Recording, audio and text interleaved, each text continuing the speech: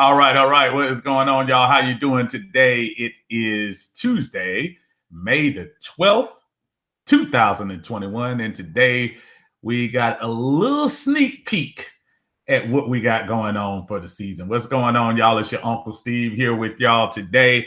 I came in a little bit earlier when we first found out what the schedule was going to look like. And now we have turn down some of this, and now we see what it is. At the beginning of the year, September 12th, we kick off the season in the Benz at home against the Philadelphia Eagles. Jalen Hurts at the moment is the starting quarterback. The Eagles, who I think that we were the only other team who were as bad as us record-wise was the Philadelphia Eagles at 4-11-1. They fired their coach as well, Doug Peterson, 3 years removed from the Super Bowl. We have them first game. And I know, look, it's football. So when you start hearing matchups, even though we knew we were going to match up with these guys, now we start seeing strategically how things work out. I would imagine if the schedules go anywhere like they normally do, most of the time you start seeing maybe some of the divisional games and the interconference games come first.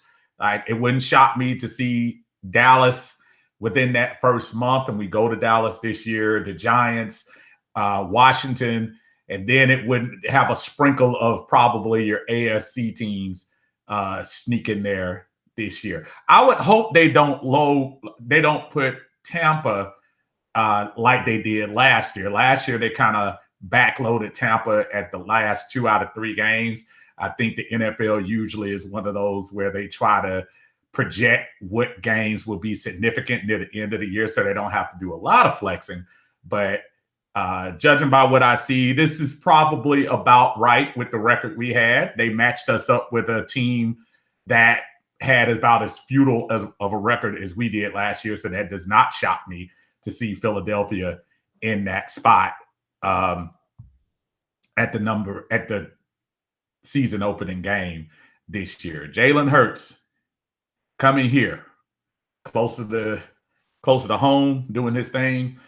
Let's see what happens. I mean, we start this thing off against the NFC East, which, judging by last year, which I know you can't do a lot of times, it's easy to do that, but judging by last year, should be, this is the reason why we have, I think, is it the third easiest schedule, fourth easiest schedule, something like that.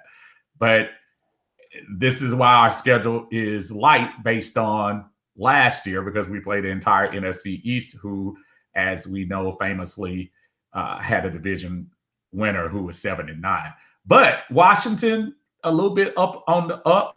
That quarterback situation probably has to get resolved a little bit, but their defense is talented. Dallas, who should be revitalized with Dak back in the house, but have a lot of work to do on the defense. They took our guy after we threw him away, Dan Quinn. He'll be running the defense over there.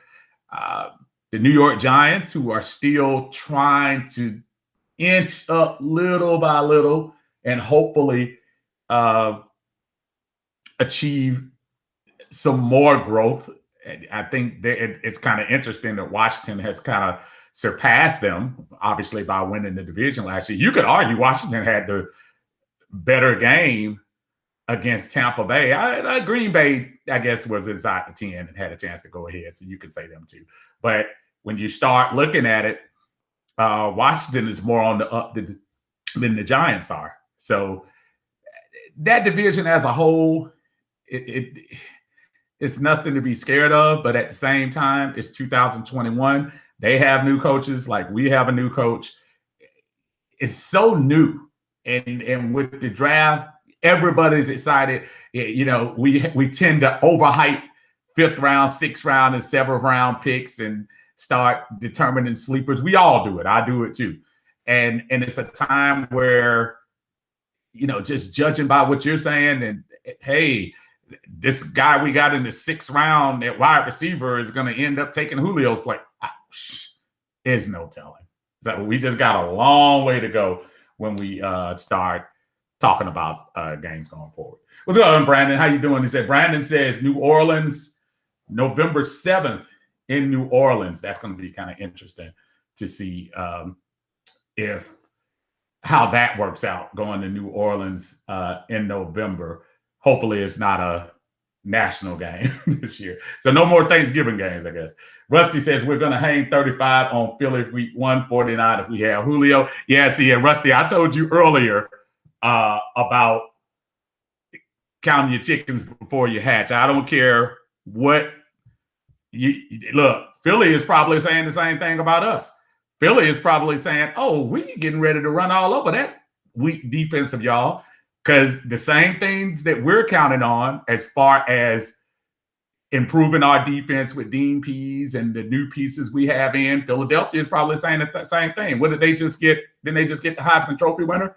So look, they're looking to say we're stepping our game up too. And we're going to be much better than we were last year. So, yeah, be careful on the easy win thing right now. Because when you're 4-12 going into a new year, I apologize. You can't. There is no easy win going forward. Brandon said it is a 1:00 game. That's actually good. Yeah, I usually, my wife and I usually try to shoot down there. It's either my wife and I or sometimes my son and I.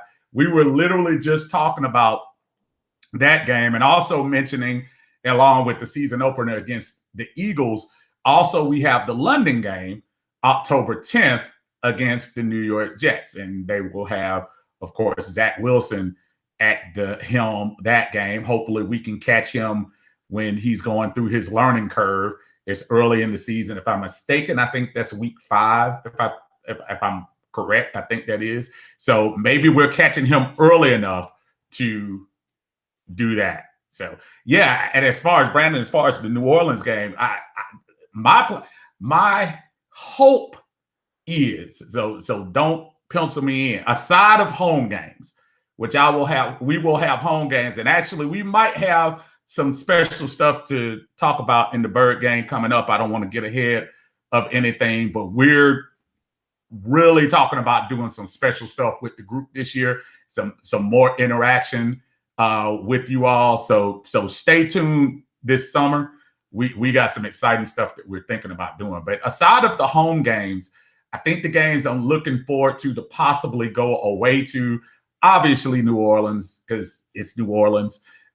Going to Jerry World. I've never been to Jerry World. I've heard so much about it. I'm thinking about going there possibly for the first time.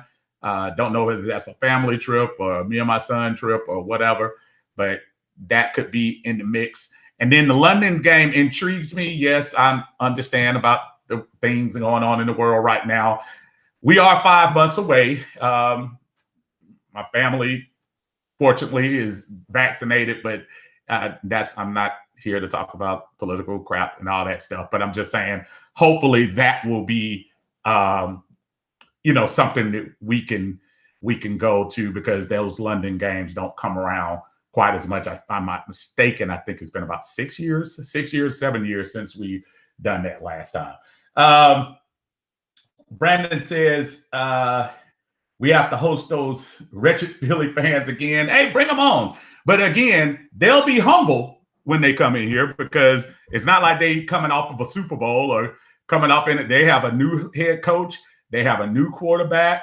They have they have new things going on. They're not coming in here holding the Lombardi or passing out rings and things of that nature. They're coming in here very humble at 4-11-1, especially so removed from winning the championship. That's kind of embarrassing. Brandon, last time we hosted Philly, they were everywhere, but the last few times we've had Philly, and I was at that game, Brandon, I'm sure you were there, the last second Julio screen pass where he took it to the house, and we had to hold on to our dear lives as Philly was marching down the field. Last few times Philly has been there, they haven't had much luck. Same thing with us up there. So let's hope that home field advantage kind of helps us all out. So the Philly game, I'm absolutely looking forward to. I've told you all the story, and when we have more time, I'll tell you the story about the Snoop Dogg interaction during the Mike Vick return to Atlanta when he was quarterback at Philly, and Snoop was in the section next to us. I'll tell that story when we got a little bit more time. Rusty says, "Come to Charlotte, Steve." You know, Rusty, Charlotte is definitely on the list, but you know, I don't know, man. I'm gonna put it on our will see list. I would love to come. There's nothing against the Queen City at all, but I just, out of my priorities as far as cities to come to, and especially since Carolina, I mean, they're kind of in our boat where we're hopefully trying to reprove ourselves and hope that we do some things going forward.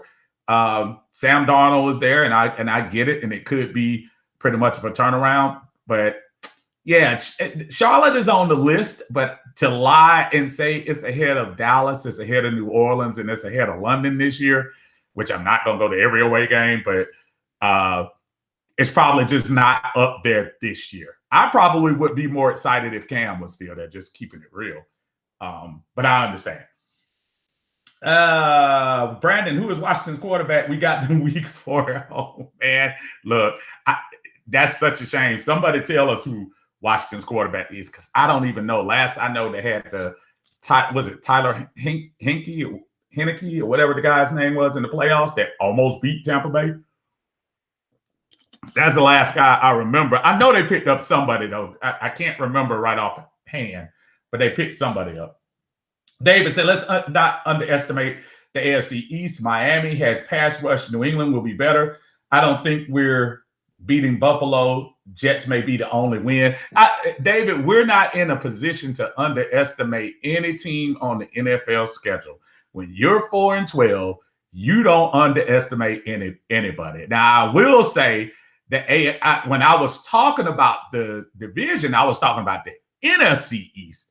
When you're talking about Dallas, Washington, Philly, and Giants. Now, that particular division, I'm not overlooking anybody, but I'm also at a point where I'm saying, I feel, but if they would have told us we were starting the season at home against any 4 of the NFC East teams, even Washington, I'd be like, all right, I can live with that. Because none of those teams are on paper, and again, on paper, none of them are scary to the point. This is not disrespecting any of them, but scary to a point. AFC East, yeah, Buffalo is next level. Buffalo is a Super Bowl contender right now. Now, when you start talking about New England, I know they did a lot of free agent stuff, but I'm sorry. I think with Brady not being there and Cam, is Cam really an answer? I mean, Mac Jones could literally be their quarterback this year, possibly. I mean, Cam did not go there on a multi-year contract again. So Mac Jones could be your starting quarterback. I'm not ready to bring New England back to the old Patriots way quite yet. Miami, as much as their pass rush is there, Tua for Miami, I know they want to get Tua in there and get his feet wet, but I think they kind of messed up their own playoff chances. I think if they kept Fitzpatrick in there last year, I think they would have made the playoffs. I think they were legitimately a playoff team when he was in there playing, but I think he knew his role. That's why you can't be mad. But Tua's going to have to show me some things. He's still young, so he's going to have to show me. I would argue to say I think Jalen Hurts in his little small sample had a better showing than Tua did when you start talking about the Alabama quarterbacks in the NFL. Christian says, how much are the London game tickets and plane tickets? I'm pretty sure you'll find out right after this schedule. I'm pretty sure once this schedule come out, you're going to see every price for every ticket for every team after they officially come out. I'm sure that's going to happen. So stay tuned and we'll see. Yeah, I'm very interested to see what those London tickets are looking like. Brandon says London plane ticket around $1,100. Game tickets are cheaper. Like I said, I haven't seen any tickets for that. Rusty says Fitzpatrick. Is Fitzpatrick the Washington quarterback? Okay, okay. So all right, thank y'all. I appreciate that. Yeah. Okay. So again, Fitzpatrick is one of those guys that just seems to, he'll have the fixed magic thing for 3 weeks, and then the next 3 weeks he'll look like, why did we sign this guy? So I could see how the back and forth would go with that. But again, even with him at quarterback, there's nothing scary. I love McLaren. I think he's really nice. I like the little running back they had, and his name is escaping me, but y'all know who it is. I'll have my game face and game names on later on. But the little guy who was running up and down the field to clinch the division and didn't do a horrific job during the end of the year. So we'll see. Brandon says Hurts week 1, Jones week 3, Fitzmagic week 4. Let's see what Pease can do. Yeah, we got it. I mean, that's what he was brought in for. He's brought in. Listen, I don't think you're going to get anybody saying that the talent on Atlanta's defense is great. In order for this defense to be successful, the coaching is going to have to be spot on. That's what's going to make the difference on the success on the defensive side. Not the talent of the players, the coaching of the team. And sometimes that's what happens. You have somebody that brings the absolute perfect scheme for the players you have, and it ends up working out. I hope Dean Pease was worth the hire, and I think he is, judging by things I've seen him do in the past in Baltimore. If he comes in and coaches this team to 75% of what he did as other teams, then we should be much better, because we shouldn't have a daunting schedule. I don't think there's going to be, we played Tampa twice. New Orleans is always New Orleans. The division winner, Buffalo is going to be tough no matter what. But it's not a daunting schedule, y'all. And again, not forecasting doom for the teams and what they did last year, but I'm saying we should feel good in every game we play this year. And hopefully by the time we hit mid-season, instead of being 1-7 going into week 9, maybe be 4-4, maybe be 3-5, maybe be 5-4. And then you have games to play about, because it's been so long since we've had a stretch where games matter. Just get me to week 9 and 10 and be near 500. Because even 3-5 is hopeful. And I'm not hoping for that, but I'm saying get me to week 8, 9, where we are doing much better. And I'm hoping that's what happens.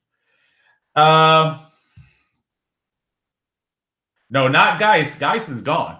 Man, Geis is in big trouble. It is not Geis, Sean. Geis is got some personal things going on. Gibson, that's his name. Gibson. Thank you, David. Appreciate that. Gibson is the running back. Brandon says Benz at full capacity. Yes, they do plan on having 100%. They're saying right now they're going with 100% into the stadium. So let's hope we can, season opener, man. You just gotta see what we got going on and flood that thing down. Stovall says we can't let Dan Quinn's defense beat us. I know that's right. That's for sure. Brandon, you're right. We've been done by week 7 the last 3 years. Oh, absolutely. When we start talking about it, and everybody has already told me how over the top I was, and I wasn't trying to be over the top. When pre-draft, when we were talking about quarterbacks and all of that stuff, and I'm not here to get into that, but I'm just saying my frustration about the team, it goes straight to the top. And when it's top, I mean the GM, I mean the head coach, and I mean the quarterback.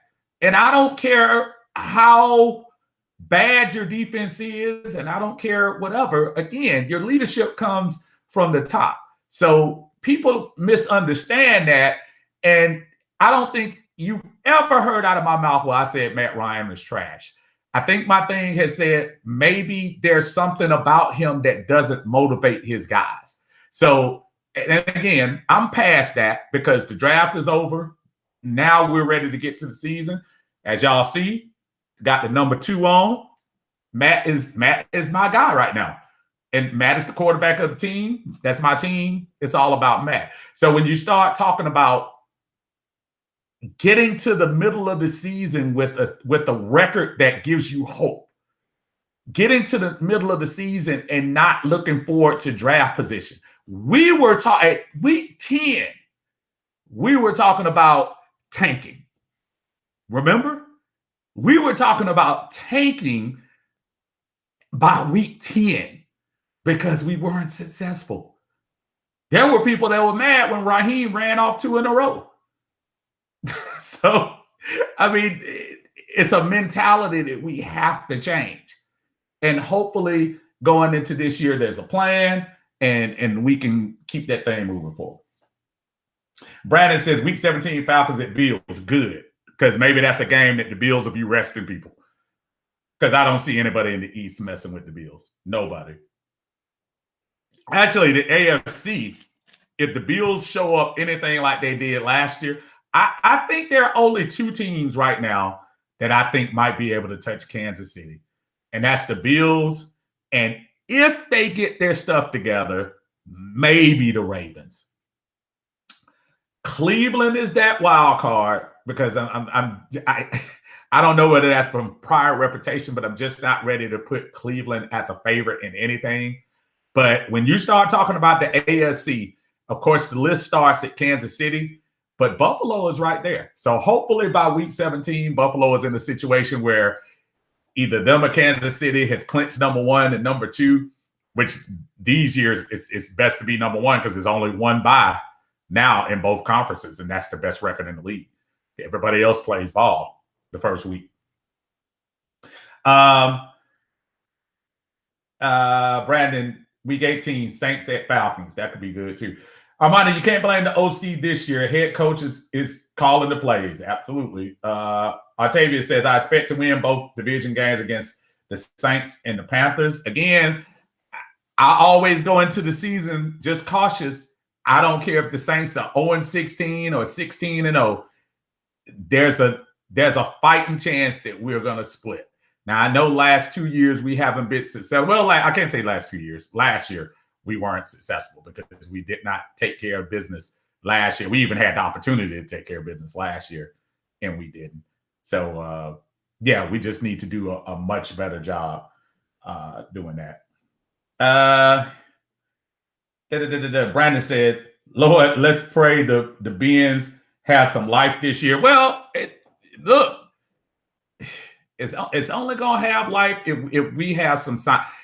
That Philadelphia game will probably be the most, obviously we didn't do anything in 2020, but so you start talking about the home opener in 2019 and right offhand, even though I know I went, I'm just trying to remember who it was. But whoever it was, your expectation is always going to be off the chain when you start talking about at the beginning of the season. So we're starting with Philly. Okay, good little opponent to start with. Team that was struggling last year. A team that really had internal turmoil last year. When you're talking about the mess with Doug Peterson and throwing the game at the end against the Washington team and stuff like that. Expectations are high. Hype is high. We're going into a new year. We have a new coaching staff. We have a new first-round pick that people are super excited about. I think folks haven't been this excited, and I shouldn't say excited, polarizing, because there's a lot of people that say we shouldn't have gotten a tight end at number 1, but everybody is talking about Kyle Pitts. If Kyle Pitts can live up to any little bit of the hype that we have, hopefully that will manifest itself into a good start. So before we start projecting on later on, let's start good. Last win we had to start a season was 2017. I think we started that year 3-0. But we haven't had a season opening win since. And we haven't had a great start. Anyway, 2018, I think we were 0-3, or 1 and I can't remember what it was, but it was a horrible record. And then 2019, of course, we started the year 1-7, and then last year we started the year 0-5. We've got to get off to a good start. If we have to play game one like it's the playoffs, and we know we're gonna get eliminated week one, we have to do it. It's gonna be so important to get that first win, that first smile, that first whatever they brought in here is gonna work. We have to get that mentality up in here. I'm gonna be there to do it, and I know if y'all, most of y'all gonna join me and do that too. Anthony Booker said, week 5, some were talking about tanking and wishing Raheem bad luck. It drove me crazy. It's hard, Anthony, as a fan, it's hard to hear somebody telling your team to lose. I had a whole diatribe about tanking. You don't tank. This is not the NBA. You don't tank. It's ridiculous to tank in football. You get people on there going full speed, and you talking about don't block, don't catch, don't go 100%. No, every team should go strong 100% at all times. You get hurt trying to tank in football. That's not good. Rusty, I might be looking way too far into this, but the graphics the social media team put on Instagram and Facebook had Ryan Ridley Pitts, no Mr. Jones anywhere. It's kind of interesting you say that, Rusty, because I saw one meme for the London game that actually had, I think it was Fowler and Julio. It had bigger font. I mean, bigger picture was Matt, Pitts, Calvin. Then it had a picture of Julio catching it. Look in the thread in the Bird Gang thread.